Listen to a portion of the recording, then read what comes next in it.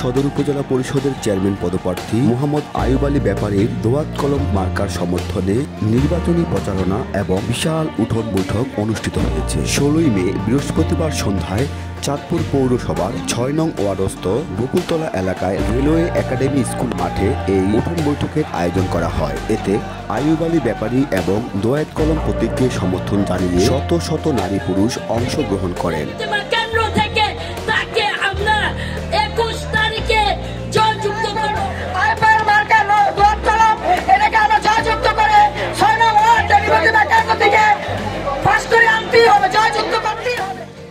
অনুষ্ঠানের মধ্যমণি যাকে আপনারা দেখার জন্য, যার কথা শোনার জন্য আপনারা সবাই উপস্থিত হয়েছেন আগ্রহে, আমাদের সকলের প্রিয় বড় ভাই, চাঁদপুর জেলা আওয়ামী লীগের সংগ্রামী সদস্য, সাবেক ছাত্র নেতা, 6ষ্ঠ উপজেলা নির্বাচনে যিনি দোয়াত কলম প্রতীক নিয়ে আপনাদের মাঝে ভোট ভিক্ষার জন্য এখানে উপস্থিত হয়েছেন আমাদের সকলের প্রিয় বড় ভাই জনাব আইয়ুব আলী ব্যাপারী। দোয়াত কলম মার্কায় ভোট দেওয়ার জন্য এমন একজন প্রার্থী নিয়ে এসে চেয়ারম্যান হিসাবে একজন অভিজ্ঞ লোক আপনাদের সামনে এসেছে। আমরা তাকে নিয়ে আগামী উপজেলা পরিষদ গঠন করব। প্রার্থী একদম ভদ্র, নম্র এবং যার মাধ্যমে মানুষের কোনো ক্ষতি হবে না, আপনাদেরকে আমরা একটা গ্যারান্টি দিতে পারি, এবং চাঁদপুর উপজেলায় কারো তার দ্বারা কোনো ক্ষতি হবে না।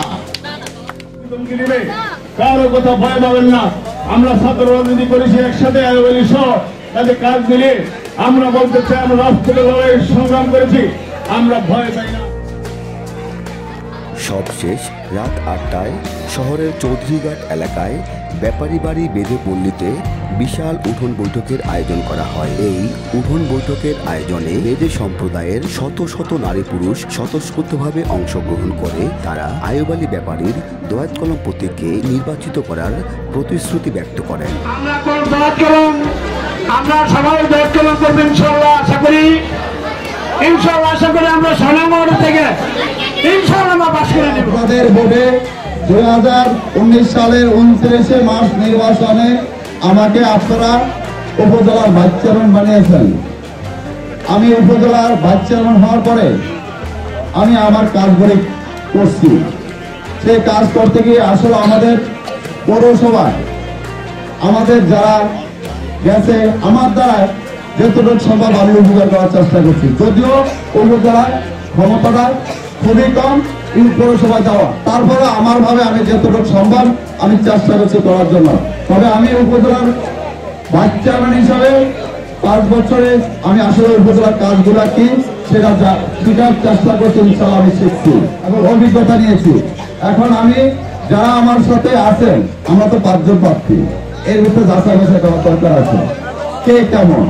সবারই আমলনামা আছে, সবার আমলনামা হিসাব করে যদি মনে করেন এই 5 জনের ভিতরে আমি আইয়ুব দোয়াত কলম মার্কা ভালো ছেলে, সেই হিসাবে আমি মনে করবো সকলে আমাকে ভোট দেবেন দোয়াত কলম মার্কা।